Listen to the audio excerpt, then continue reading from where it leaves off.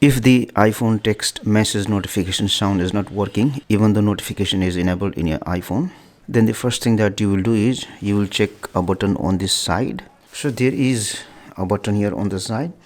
If it is down, then the iPhone will be silent. So you have to make sure that the button is always up. The next thing that you have to do is you have to check the volume. Make sure the volume is full or maximum, so that you can hear the sound.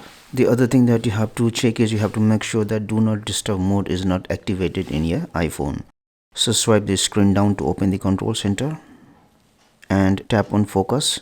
If this do not disturb is on like this one, make sure that it is off.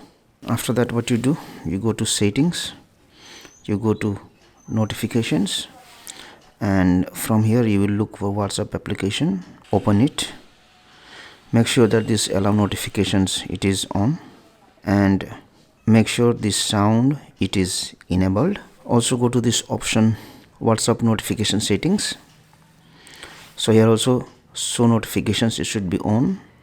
For sound, make sure it is either default or some other, but it should not be known.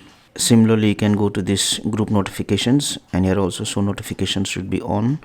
For sounds, it should be either default or some other, but it should not be known.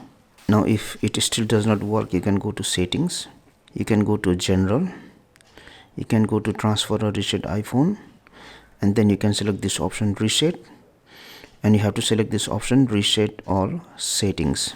Enter the passcode. Now if I select reset all settings, all the settings in my iPhone will be reset. So what happens is the custom home screen layout or the custom notification sounds, custom ringtones, it will be all reset. No data and media will be deleted. So do all of these things and hopefully you should be able to hear the notification sound when you receive text message.